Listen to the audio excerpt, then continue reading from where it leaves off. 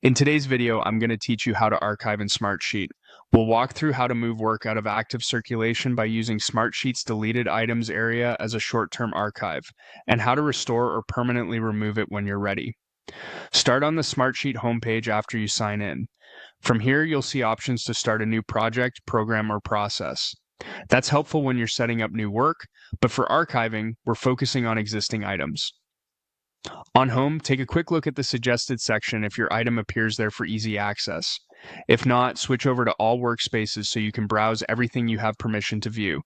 Open the workspace that contains the sheet, report, or dashboard you want to remove from active use. Once you're in, hover over the item, open the three-dot menu, and choose Delete. Don't worry, Smartsheet doesn't erase it immediately. When you confirm, the item moves to deleted items where it's retained for up to 30 days.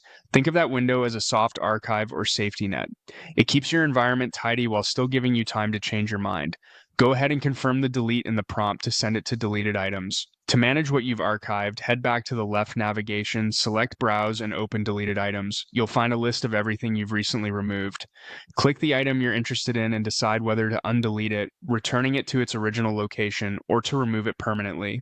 If you're absolutely certain you no longer need it, choose Delete Forever and confirm. If you do need it back, pick Undelete and it will be restored for your team. A few practical tips to keep things smooth. Permissions matter. You need sufficient access, typically owner or admin, to delete items. If you don't see the delete option, check with your admin. Be mindful of related assets and dependencies in a workspace. Removing one item won't always affect others, but it's smart to double check what's linked. And remember, anything in deleted items is automatically and permanently deleted after 30 days. If you rely on that short-term archive, set a reminder to review it so nothing important disappears unintentionally.